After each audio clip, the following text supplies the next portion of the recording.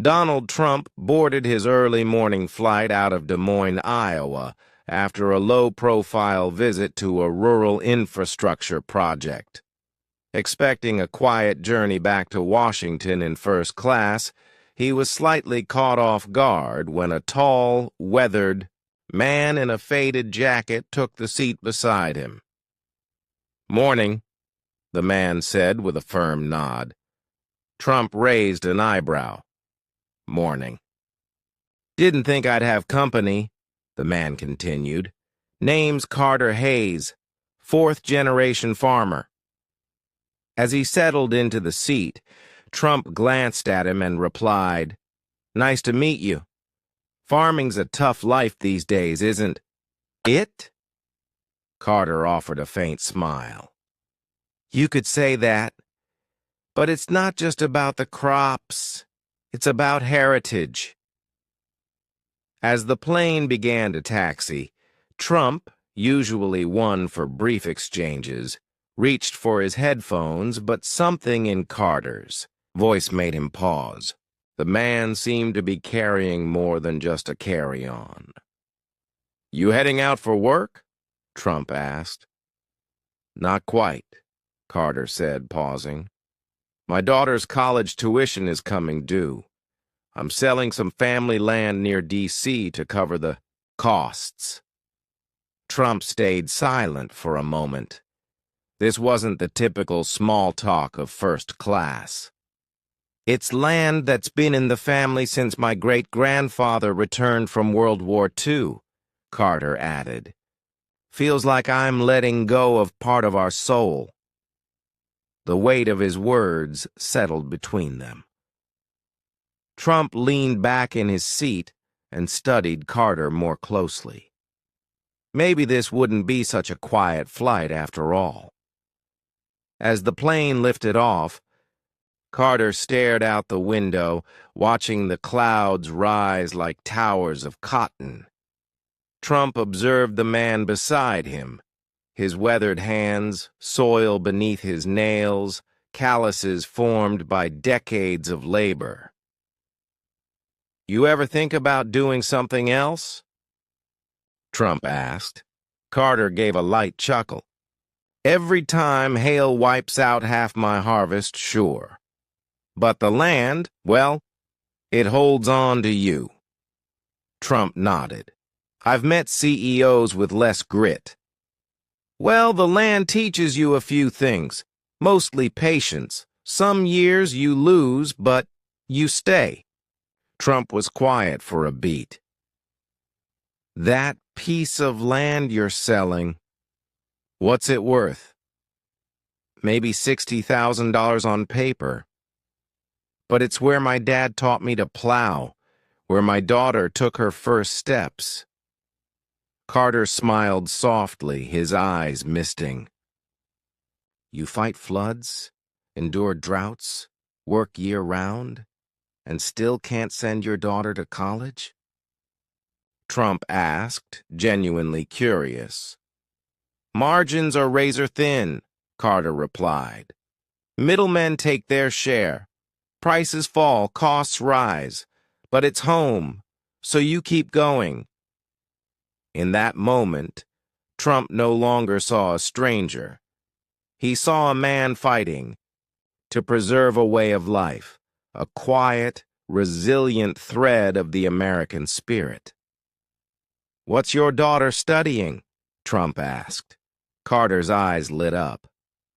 "Agricultural science. She wants to help farmers like us with modern techniques. Says, we're behind the curve. She sounds like a smart girl." "She is," Carter said, full of pride. "Graduated top of her class. Got into Penn State on a full ride, but it only covers tuition. Room, board, books. That's on me." "And that's why you're selling the land," Trump said, understanding. Carter nodded. "It was either that or a second mortgage. I already did that during the 2021 drought." Trump looked away, realizing he'd seen plenty of statistics, but not enough of the people living behind them. "We're not asking for handouts," Carter said. "Just a fair shake, a level field, but policy isn't made from here." He tapped the plane window. "It's made in glass towers." Trump tilted his head. "What would you do differently?" "Cut the red tape. Let us sell directly. Invest in local infrastructure. Rely less on foreign markets. And maybe, just maybe, listen to a farmer once in a while." Trump chuckled. "You ever think about running for office?" "Heaven forbid," Carter laughed. "I'd rather shovel manure." They both smiled.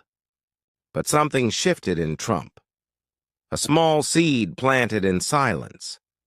As the plane hit a patch of turbulence, Carter looked ahead, voice softening. "You ever look to the sky like it's your last hope?" Trump shook his head. 3 years ago, we had a bad drought. Crops failed. The bank called in a loan. I remember standing in a parched field, cracks in the soil, praying for just one cloud." Trump said nothing. "That year I had to sell my dad's old truck. My wife cried, said it felt like letting go of him." Trump looked at Carter, visibly moved. "That kind of stress, how do you sleep?" "I don't, really," Carter replied. "But I wake up early. Something always needs fixing." There was a long silence.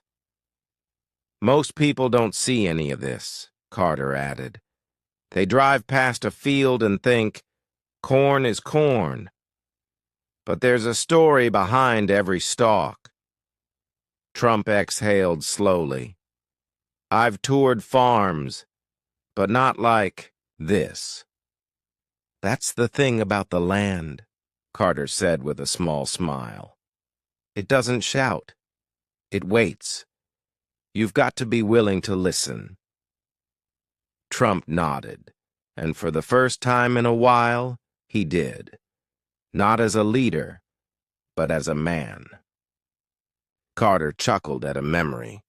"Last week, a storm took out our southern fence. Took me a day and a half to fix it." "Don't you have help?" Trump asked. "Can't afford more than one farmhand. And even he's only part-time now." "You did it all yourself?" "Me and my daughter. She held the boards while I hammered. Ended up with blisters the size of silver dollars." Trump smiled at the image. "Most kids today wouldn't do that." "She's different," Carter said with pride. Said it reminded her of helping her grandpa when she was little. A quiet moment passed. "I don't want to lose that," Carter added. "That bond. Once the land's gone, the memories start to fade." Trump stared ahead, struck by how foreign this life was to him, and yet how deeply American. "What if you didn't have to sell it?" Trump asked. Carter shrugged. "That'd be nice, but we play the cards we're dealt." But Trump wasn't thinking like a politician anymore. He was thinking like a man unexpectedly handed a new hand. Carter pulled out a worn photo from his jacket. "This was my wife, Marlene," he said gently. Trump looked at the image, a smiling woman in overalls, standing in a sunflower field, arm wrapped around a young girl. "She passed last fall. Cancer. Caught too late." "I'm sorry," Trump said, touched. "She made me promise I'd get Ellie to college. Said it was her dream. I told her I would, even if it meant losing the land." A quiet heaviness settled between them. "You know what I miss the most?" Carter asked. "Dinner talks. She'd ask what broke on the tractor. Each day, like her way of staying connected to the farm." Trump swallowed. Now it's just me and Ellie. 2 chairs, one empty. Trump looked down, overwhelmed by the contrast, having everything, yet realizing what he lacked. This wasn't about politics anymore. It was about sacrifice, families, and a man who embodied the heart of the nation. "You ever drive a tractor?" Carter asked. Trump smirked. "Closest I've been is a golf cart." Carter laughed. "They're not that different. Except tractors are slower, heavier, and don't care if you're rich or poor. They only move if you steer 'em right." Trump nodded. "And if it breaks down, you fix it, even if it's 2 a.m. "And if you can't, you get creative," Carter said. "Same with farming. You plan, pray, and when it all goes wrong, you adapt." Trump looked thoughtful. Maybe Washington could learn something from a tractor. Carter smiled. If they're willing to get their hands dirty. It wasn't said with anger. It was said with honesty, and it planted something in Trump. "You know what frustrates me?" Carter asked. "Every few years someone in a suit writes farm policy. Most never stepped foot on a farm." "You think I'm one of them?" Trump asked. "I think you're listening. That's a start." Trump leaned in. "What policy hurt you most?" "Subsidy changes. They help the big guys, not the small ones. Suddenly I wasn't competing with farmers, but with factories." "That wasn't the goal," Trump said. "I believe that. But good intentions don't fix a broken combine." Trump nodded slowly. "You say you want to bring America back," Carter added. "Well, we're still here, still planning, still fighting, but we're bleeding." Trump was quiet, then spoke.